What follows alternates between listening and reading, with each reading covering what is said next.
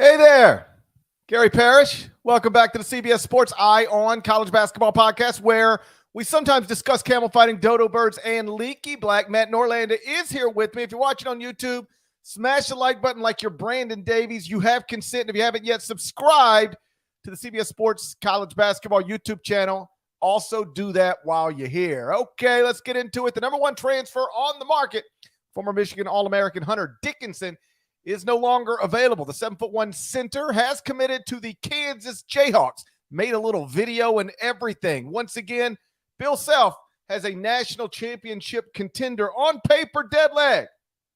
How good are the Kansas Jayhawks now? Oh, so he really was. You said something there off the top. He is a former All-American. He was a consensus second-team All-American in 2021. How about that as a freshman? Okay. It's a good get. Thoughts on his commitment video? Thoughts on big build, big build up. Big build up for a big announcement. It's not, hey, you know what? It's maybe it's something I would have done when I was young. I did a lot of dumb things when I was young. It's not, I could have done without it. But but if he enjoyed it, I'm happy for him. More power to him. If you haven't seen it, he's shooting hoops. Unknown voice on the other end. Hey, Hunter, everyone's waiting on you. And then suddenly he's in the same place as Bill. Is he in Lawrence, Kansas right now? That's what I'm kind of confused on. And then at some point he says, this is the hardest thing I've ever gone through. It's also the easiest. Yeah. Okay. In a way, and we will get to the on paper. I will answer Parrish's question, but because of Dickinson, co-hosting a podcast with Barstool Sports and trash talking opponents and then getting roasted by those same opponents and just being willing to basically put himself out there, in many ways, he is stepping into the role to be the biggest villain in college basketball for next season, which is probably a good thing for the sport. I said on HQ earlier on Thursday, I do think he is among the 5 biggest names in the sport. And now he goes to arguably the best coach in the sport at a blue blood program that recently won a national championship. There's a lot of good here for the visibility, and buzz factor in college basketball in general. We're talking about a roster move in the middle of May that is, certainly spiking a little bit of interest across the sport. And otherwise would not have been the case, obviously, a half decade ago. We're now a few years into this portal era, but Dickinson was the number one name. It does make Kansas a national championship contender. I don't think I would go so far as to put Kansas at number one right now. We can get into the roster. I guess we can get into the roster before we get into actually Dickinson and his stats and how he fits. But big picture, Dickinson going, he'll start as a center. They'll have KJ Adams back, who I think has immense potential to be among, I don't even know if he would qualify as a breakout player. He might, how about this? I think KJ Adams could have among the biggest lifts in productivity, and that we'll see in the sport next season. Now, maybe Dickinson coming will. That's what I said.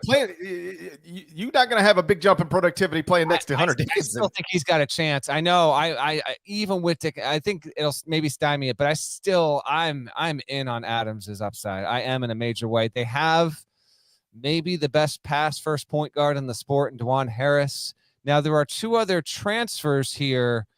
Nick Timberlake, who's coming from Towson, a career 38% three-point shooter, but he'll go up in competition. So can he be a 35% three-point shooter for Kansas? And he'll either start or be the first or second guy off the bench. And then Arterio Morris, who's a bit wait and see.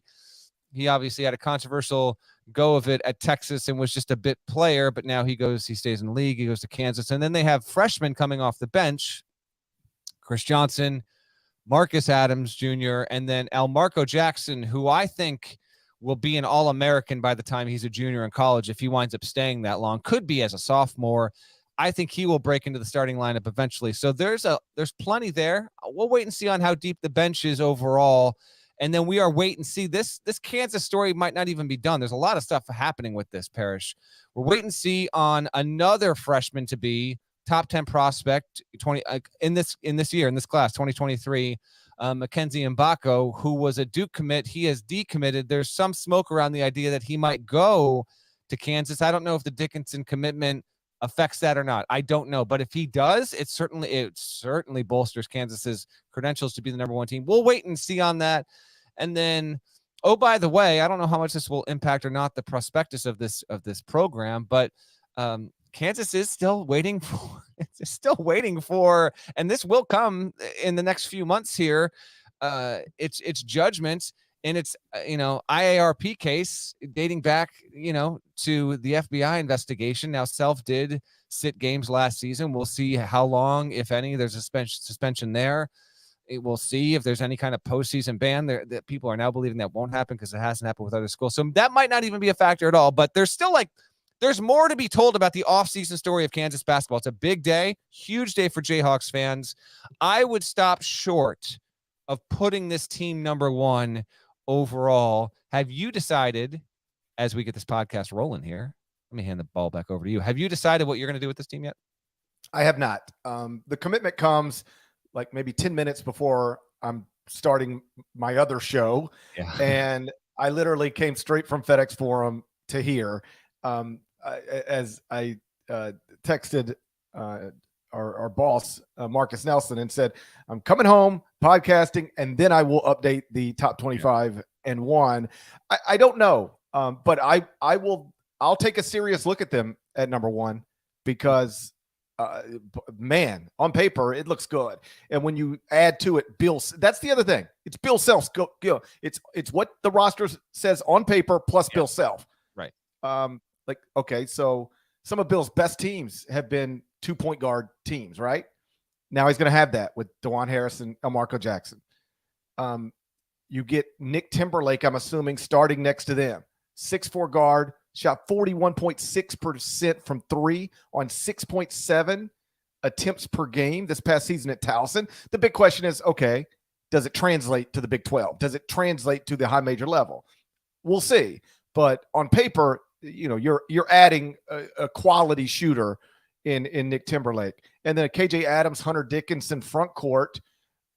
You got a former McDonald's All-American level guy in Arterio Morris coming off the bench. And like you noted, they could add Mackenzie Mbako. I think if they add Mackenzie Mbako, then let's go. I know. I think we're talking. Yeah, we're cooking with gas. If that happens, it's yeah, I'm with you. Yeah.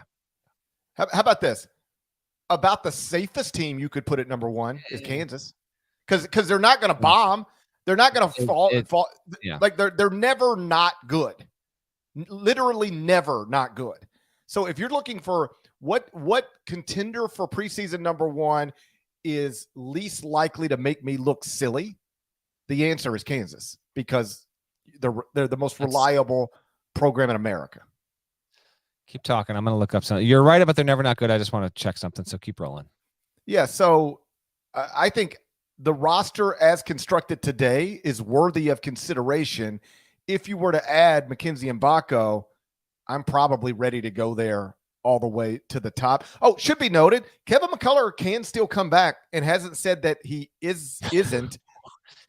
Now, most people seem to be operating under the assumption he's going to remain in the NBA draft. He is a projected second-round pick, but he does have a year of eligibility, and he has, to this moment, my understanding, maintained his college eligibility. So I don't think the numbers work at some point, but if you could bring back McCullough and add Mbako, now it's easy. They got to be preseason number 1, but I don't think that's a likely scenario. Before we get to I can't find yours, so I'm going to have to go off the AP, my man. The most disappointing Kansas team, before we get to like Dickinson and his stats and his fit overall, I do want to just reference back to what you just mentioned there, because it is interesting. And I do think, especially if they get Mbako, there's a strong case. So there's really only been, there's been some March letdowns. Don't get me wrong. Kansas fans, I'm all too familiar with the fact that you've had plenty of teams seated very highly, not even make the second weekend before. They got Farouk Maneshed one year.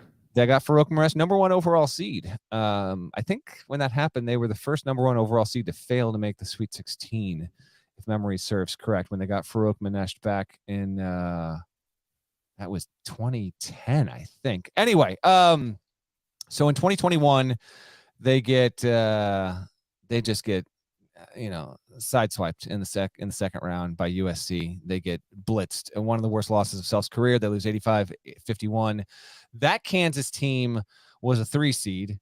That Kansas team finished 27th at KenPom. That Kansas team did not win the Big 12. In fact, it finished behind Baylor. That was COVID year, uneven, but it was 5 losses behind Baylor in the standings.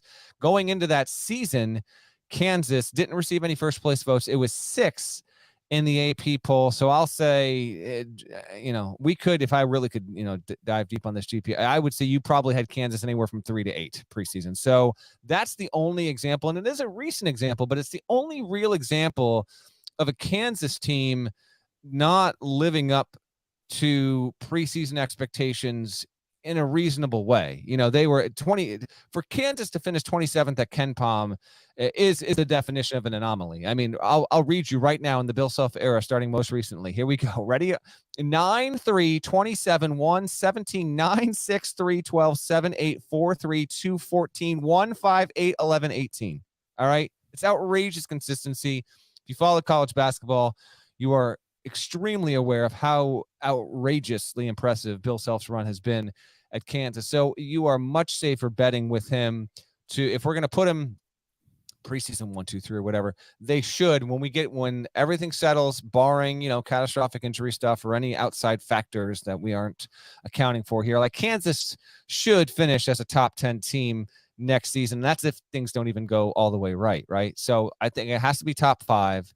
And I think your assessment is reasonable there. Remind listeners and viewers right now, if they have lost track, though, where do you have Kansas before you make this adjustment? So where are they in your rankings, and who do you have number 1 as we have curled into the first week of May? Right now, I have UConn number 1. That is based on Andre Jackson coming back. If he doesn't, I'll move them. But right now, I'm projecting him back. I've got Purdue at 2. Marquette at 3, Duke at 4, Florida Atlantic at 5, Alabama at 6. I've already got Kansas at 7 before they add Hunter Dickinson. Mm-hmm. And that projection, I believe, is also from when did they officially add Nick Timberlake? When did he commit? I want to say that was a couple of weeks ago. I think. Well, then it might have taken recent? that into account then. But I've got Kansas at 7 already. So I'll have them in the top 5, and I will seriously consider them for number 1. You're not going to look stupid putting Kansas number 1. People might call you stupid when you do it today, but you're not going to look stupid putting Kansas at 1. They're always good. It's viable, without a doubt. Okay, so that's the starting lineup. Dickinson, here's Dickinson's numbers real quick on this, because I just want to briefly debate where he stands in just the overall landscape of all this. So he averaged 18.5 points, 9 boards, shot 56% from the field, 41% from 3, 73% from the line, averaged, close to a shot and a half from beyond the arc. We'll see if that number ticks up next year. He has 2 years of eligibility left. He was a first-team All-League selection by Big Ten Media. He was second team in the eyes of the coaches last season. He's played 94 games in his career, and his career numbers overall are 17 points, 8.4 rebounds, a block and a half a game, and a 57% shooter. So the numbers are certainly there. I don't necessarily disagree with him being ranked number 1 in the portal. That's a near unanimous position from people that do this. Both 247 Sports, our own David Cobb, and others around the sport have identified him, and I think that makes a lot of sense. What I'll be interested to see is do we think that Dickinson will actually be the most productive transfer? I don't know if that will necessarily be the case. There have been some bigs who have succeeded under Self, and we'll wait and see if that is the case. I did pull the past 2 years of top 10 transfers heading into a season. So last year, this is Cobb's list. He had Kendrick Davis, who was tremendous, and he was certainly among the 3 best transfers in the entire country. And then he had Nigel Pack, Tyrese Hunter, Isaiah Mosley, Kevin McCullough, Terrence Shannon Jr., Janai Broom, Brandon Murray, KJ Williams, and Malachi Smith. Now, those were not the 10 best transfers last season, Kendrick Davis was the only player in that group that actually made. We introduced our all transfer team for the first time most recently, and I think the plan is to do that annually going forward. So we'll just wait and see. Now, the year before, I pulled from our buddy Jeff Borzello. He, in 2021, he had Marcus Carr, who was not the best transfer that season. Remy Martin, no. Walker Kessler turned himself into a nice draft pick. He was right there. Timmy Allen, all Texas guys. Trey Mitchell, like, this is outrageous. Adam Miller, Garrison Brooks, Oscar Shibwe, who went on to win National Player of the Year, was 8th on that list. Kevin O'Banner and Dawson Garcia. I bring up these past 2 years and those top 10 players heading in from two different very, very good writers covering the sport, just to say, keep it in mind that Hunter Dickinson could wind up being the 3rd best, the 7th best, the 10th best transfer in the country next season. He does not need to be number 1. He's ranked number 1, and with good reason. He doesn't need to be number 1. He might not be number 1. And for Kansas to be at its best, maybe it's best if he isn't the most productive guy, because I think for Adams to thrive, and especially if you get Mbako, but Elmarco Jackson, the balance of all that, keep that in mind. Dickinson's been good. He can certainly get better. I'll be interested to see how his game grows. And if he truly does benefit from a change of scenery, there's obviously the potential that even if you go to a great program and go and play for a great coach, like, there's no guarantee that Hunter Dickinson is a top 15 player in the country next season. I think he'll be ranked in our top 15 players when we do that list in the preseason, GP. But I'm interested to see how this big change for him affects his game one way or the other, or maybe he just remains flat overall. I find it to be a very intriguing move. Respectfully, I am not a subscriber to the Hunter Dickinson podcast. So if he said it, I don't know. I asked this from an honest place. Has he explained in any detail why he left Michigan? We have not, as far as I can tell, GP, and trust me, I have not been absolutely in lockstep with everything Hunter Dickinson related, although it has been provided like NBA light melodrama over the past, week or so as we waited for this. I don't think so. He did put out late on Wednesday night, a classic graphic. I've enjoyed my time here. Thank you so much. I'll always. No, that was the classic. I'm sorry that happened to you, or whatever. What's the meme? Like, I'm not reading all that. Exactly. Exactly. I saw the graphic and I said, I'm sorry that happened for you, or I'm happy though. Yeah, exactly. Yeah, I saw the graphic and I was like, yeah, I don't need to know. I don't need to know. We already knew what was happening. I actually did read through the whole thing just in case. I mean, it was his back was turned.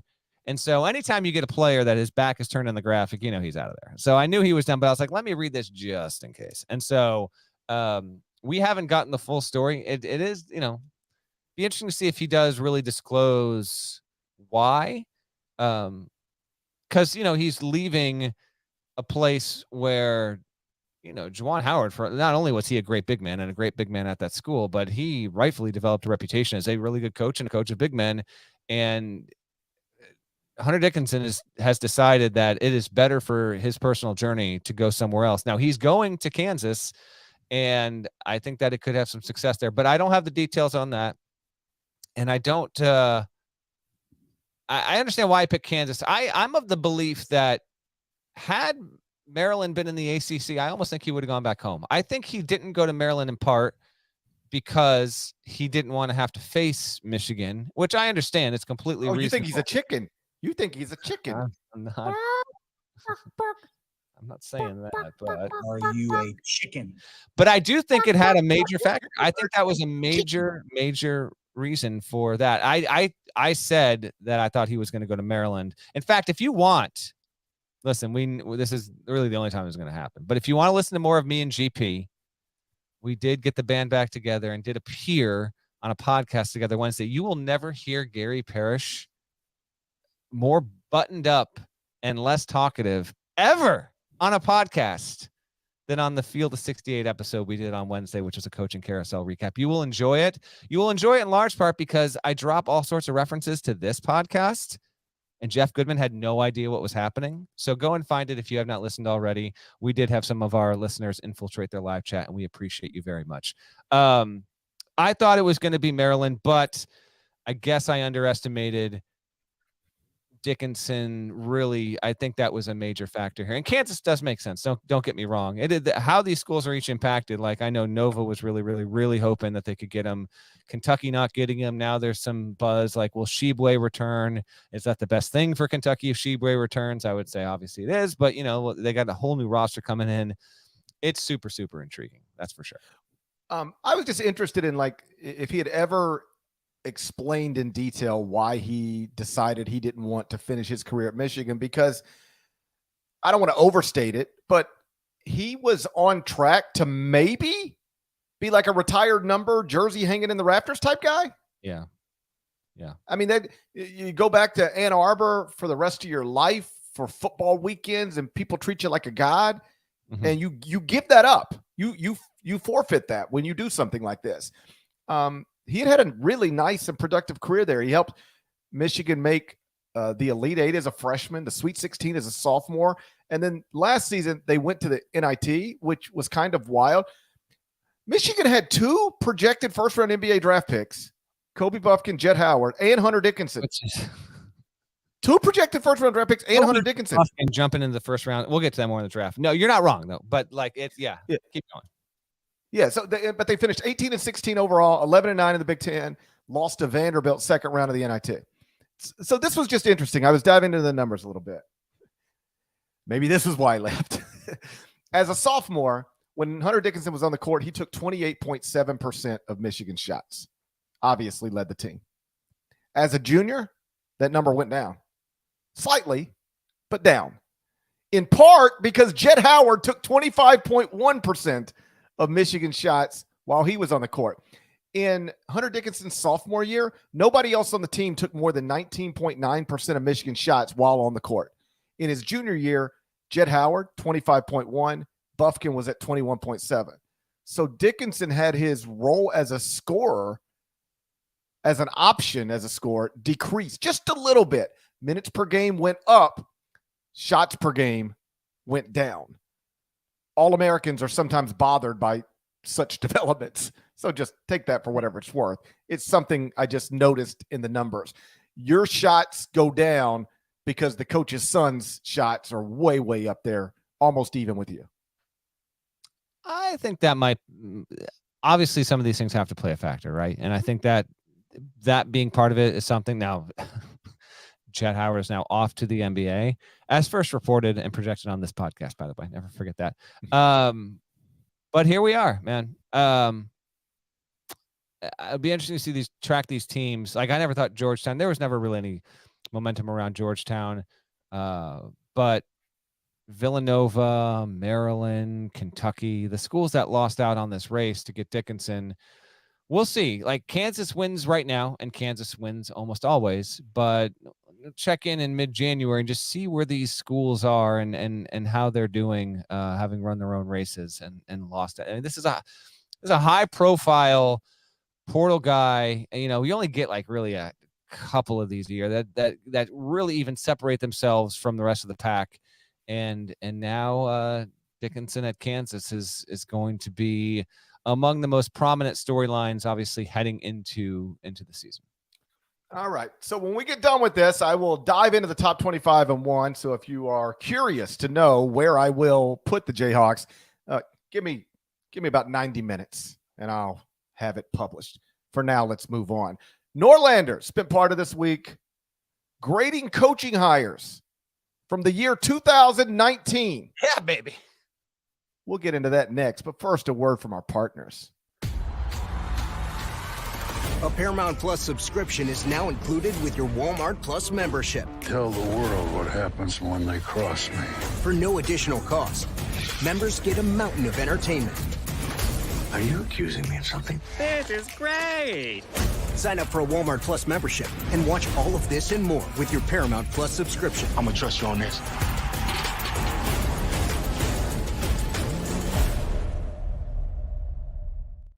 So Norlander has spent part of this week looking back at the coaches who were hired in 2019 and assigning them grades on how they've done.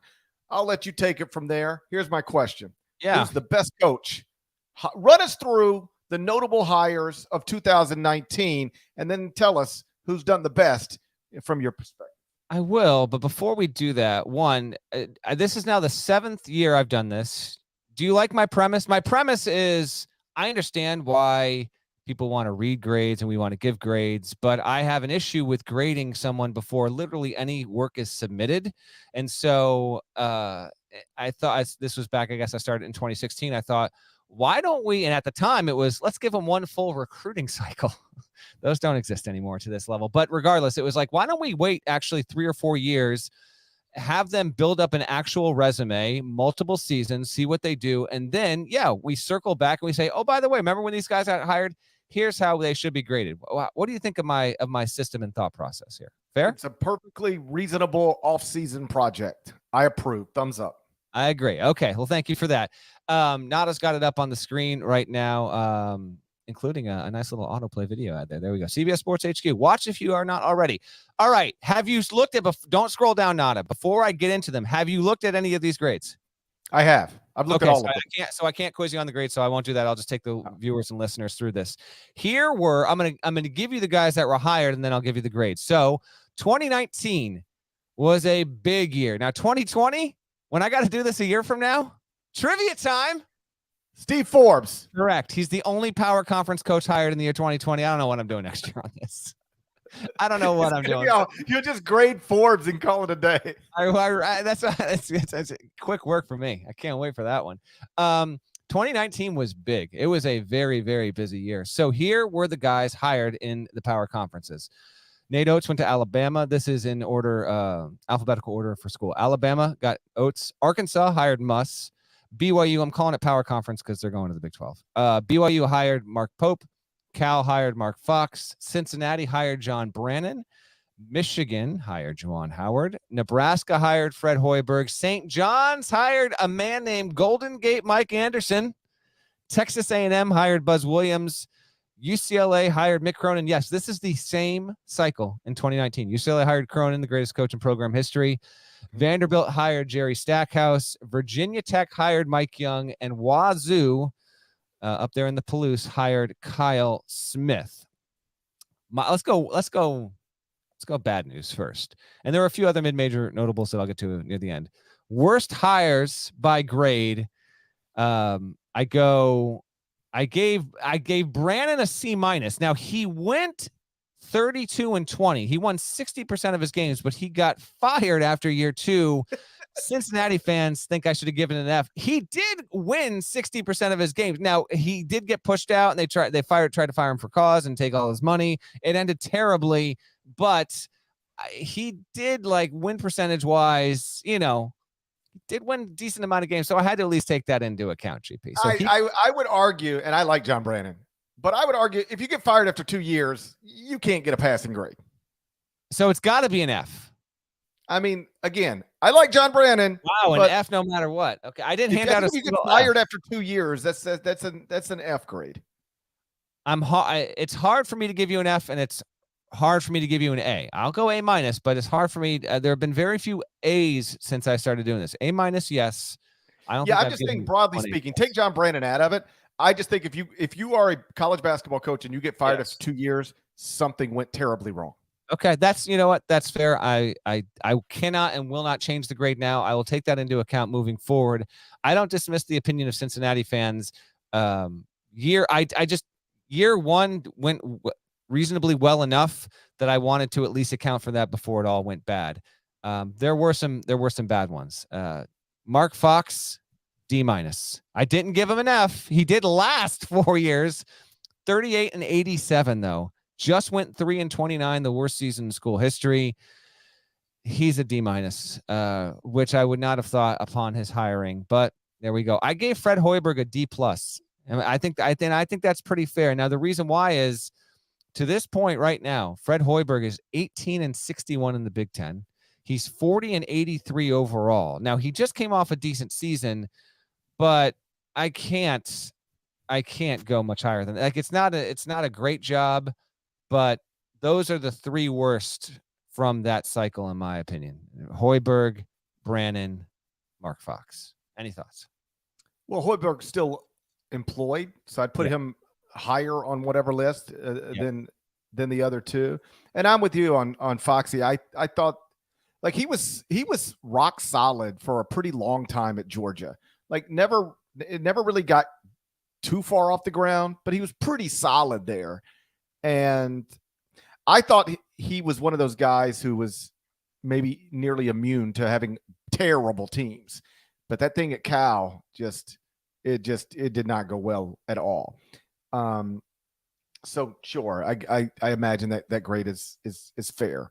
At the tip top, who did you give Mick Cronin the highest grade? He was tied. So I gave Muss and Cronin A minuses. Now Muss gets an A- because he's made 2 Elite Eights and a Sweet 16. Didn't have a tournament team all 4 years. Obviously, there was no tournament in 1920, but we played most of the season, and there were projections and all that. And he was like the 9th seed in the SEC tournament this past season. I understand why factors played into that as well. He's done a really good job. Muss A-, I think, is fair.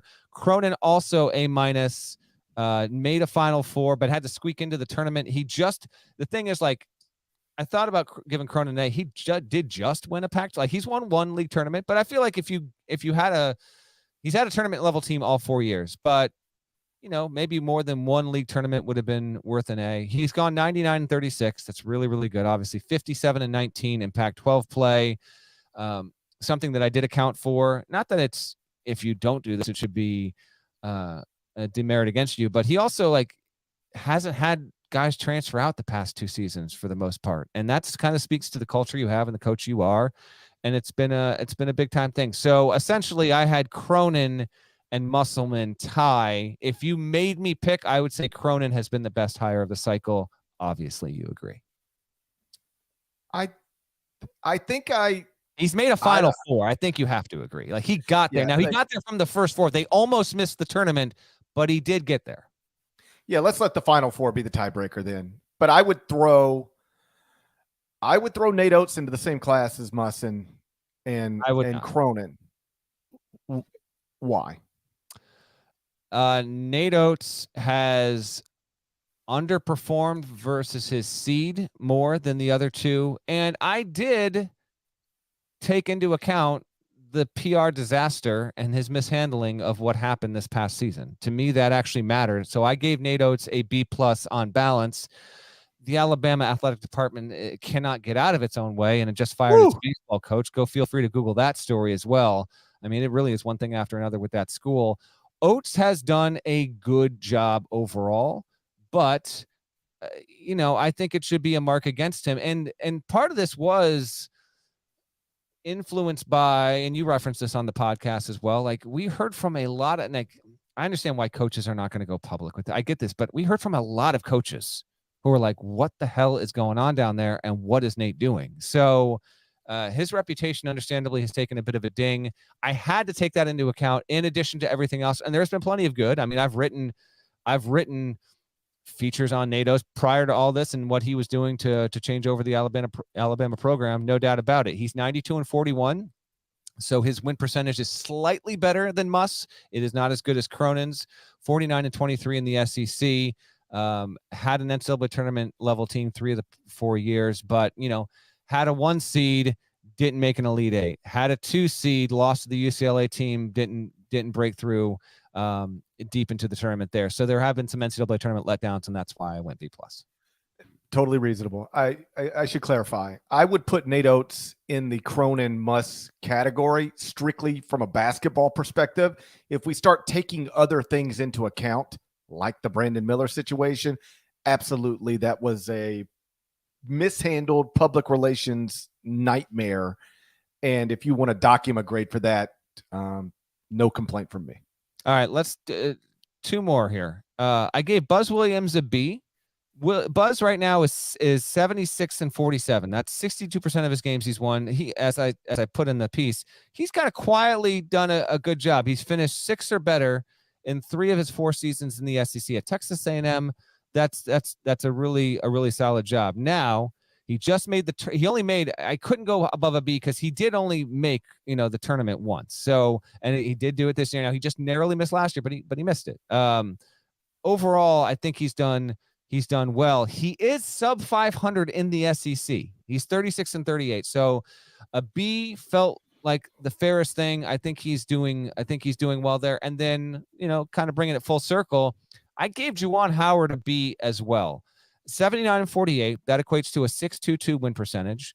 He's had 2 NCAA tournament teams that were 1 and 21. I mean, it was a 1 seed and came a play away from making the Final Four in Dickinson's freshman season. So that was good. They overperformed last year versus their seed expectation, but it's been bookended by, some letdowns. He's 46-31 overall in the Big Ten. His son is a one and done, going to be an NBA pick. Kobe Buffkin is on his way to being picked and potentially in the first round as well. And he helped elevate Dickinson's game, but now that feels a little bit more like the jury's out in terms of what was there, was not there. And then in a different way, but if I'm going to dock Oates, I don't know if I wound up really docking him that much. I don't know if he would have been a B+ if this had never happened, but he was involved in a high profile, major embarrassing incident with Wisconsin that became the story of, I don't know if the week, but for a solid 72 hours in the sports cycle, Juwan Howard going after Joe Krabenhoff and getting into Greg Gard's face was a negative impact on that program. He served a suspension that lasted through the end of the regular season. And so that still has a little bit of staying power with him. So Buzz and Howard, I gave both those guys Bs. That's fine. I think Juwan's largely been good there. I know some folks have soured on him because of the incident in the handshake line with Wisconsin, and this past season, obviously disappointing, but I still think, generally speaking, he's done a good job at Michigan. Michigan, how about this? Let me phrase it this way. Michigan loses John Beilein to the Cavs. Yeah, that was 4 years ago, people. And we fast forward 4 years and we say, where's Michigan basketball right now after losing Beilein? And I think if you really take everything, put it on the table, you say, you know what? It could be a little bit better. It certainly could be worse. We take it as we have it right now. And I think they need to be satisfied. I think that I think a B is fair. And that was a big, 2019 was a big year, man. And as we do this, I'll kind of spin it forward on you heading into next season. Oates has job security. Muss has job security. Pope has job security, even though he's coming off his worst season. We'll see how BYU adapts to the Big 12. Mark Fox has gone at Cal. Brandon's gone at Cincinnati. Howard has job security. Hoiberg is entering a hot seat season. Golden Gate Mike, 4 years and done, obviously. Williams has job security. Cronin has job security. Stackhouse does have job security. I gave him a C. There's always a little bit of noise around there, but he does have, he signed a new contract a year ago, and his buyout is pretty significant. So I don't even know if he's true. I don't think he's entering a hot seat season. Mike Young has a solid amount of job security. I gave him a B-. And Kyle Smith, because that job is so difficult, obviously if one of these coaches winds up winning 11 games, which I don't think is going to happen, then the factors can change. But really, Hoiberg is the only one in that group that enters next season, I think, in a fair hot seat situation. And then real quick on the mid-majors, and we can get out of here. We can make this a shorter pod. It was a good year that year on the mid-major ranks. Dustin Kearns has App State like in one of its best 4-year runs ever. Casey Alexander, even though Belmont has not made NCAA tournaments with regularity, go look at the record. Like, he's continued to win, dare I say it, at near Rick Byrd levels, and that's no easy feat. Dennis Gates went to Cleveland State that year. He's now at Mizzou. Rob Lanier went to Georgia State. He's now at SMU. Amir Abdur-Rahim was hired at Kennesaw State. Bone, hooty-hoo! Hooty-hoo! What does it stand for? God. This is your acronym. Build. Yes. Build. Organize. Yes. Ends the best one. Nourish. That's right. Gotta stay nourished. And electrify. That's right. Bone. Hooty-hoo! Hooty-hoo. Danny Sprinkle went to Montana State. He's now at Utah State. Darren Horn went to Northern Kentucky, still doing well there. Jeff Bowles has done a good job at Ohio, taking them to the tournament. Todd Golden went to San Francisco. He's now at Florida. Eric Henderson went to South Dakota State, and Mark Madsen went to Utah Valley. He's now at Cal. So a lot of those mid-major hires 4 years ago, those guys have already scooted on up to the power conference ranks. was a big year, and you're right. It's a good way to fill the content void in the off season. I have fun doing this each year, looking back and kind of just, maybe pushing back ever so slightly against the hot take culture that's out there a lot. Why not just let things play out naturally and then try and assess grades as fair as possible? And appreciate you indulging me on that. If you're interested in the piece, we will link it in the pod description. And you can also find it right now at cbssports.com. I got to go rank some basketball teams. Let's get out of here. Shouts to Devin Downey. Shouts to Chester, South Carolina. Shouts to Huck. Shouts to Larnell. Thank you guys once again for watching, listening to the Eye on College Basketball Podcast. If you're not subscribed, please go subscribe anywhere you subscribe to podcasts, including Apple Podcasts and Spotify. Leave a nice rating. Leave a nice review. There's more of us than there are of them. By the way, you're going to love this. Yeah. Okay. So I'm reading a story about Jackson Mahomes. You know that fella? I do, but I got to be honest. I am completely ignorant to anything that he is doing. I know that he is a bit of a sideshow to Patrick, but I don't. If whatever happened, I don't know what happened. Okay, he got arrested and charged with sexual battery for forcibly kissing a woman in a bar. And there's video of it, and it looks like he is doing exactly what he's accused of doing. So I'm reading about this, and I get to a part, and it says Jackson Mahomes' attorney released a statement. It read as follows. And then the whole statement, and then it said, the attorney, Brandon Davies. Stop. Brandon Davies is representing Jackson Mahomes. Let's be clear. Not the same. I don't know. I'm pretty sure Brandon Davies has been earning a paycheck playing overseas ball like as recently as a couple months ago. Imagine getting suspended from college for doing it before marriage, and then you end up representing Jackson Mahomes forcibly kissing women. Life comes full circle. That would be an ironic plot twist. Before you got into the Jackson Mahomes, I was just going to shout out my lovely wife. 10 years ago today. 10 years ago today, we got married. 10 years ago today, Gary Parrish said, F your wedding. I'm not coming up to Connecticut. I didn't put it quite like that. That's not the way I said that. I didn't say it like that. Man. Hell of a party. My 20 year is this year. Look at this. I get 30 seconds in. This guy's got to one up me. My 20. Well, good for your 10, but just so you know, I'm celebrating 20. When is it? Like you want the date. Do you know you're 20? Yeah, actually, I think I do, and I think your wife does now. What? You don't know what date? July 24th. Okay, there you go. July 24th. 20 years. It's 20 years this year. 20 years this year, and yet I already, already have a 20-year-old son. You want to know how that happened? There's more of us. Premarital sex.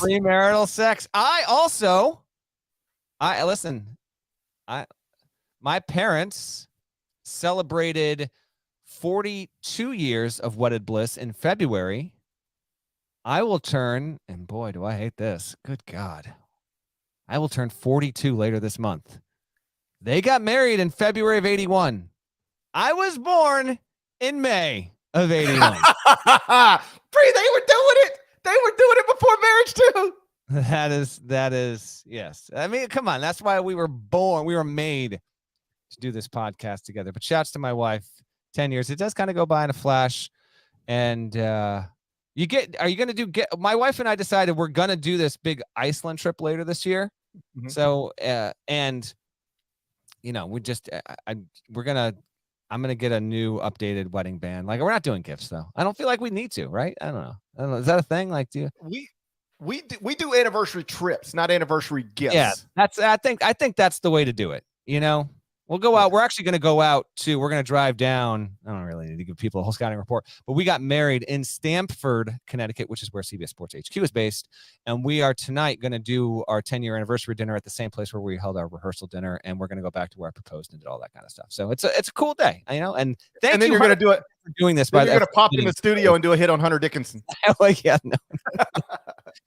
Fortunately, those places are not right next to each other, but my appreciation to Hunter Dickinson for committing this morning, because I tell you what, if this thing happened at 3:30 in the afternoon, see ya. Nope, not going to happen. That would have been a podcast tomorrow, or GP would have been flying solo at about 5 o'clock this evening. So thank you, Hunter, for getting that done. Enjoy your anniversary night, and we'll talk to you guys again real soon. Till then, take care.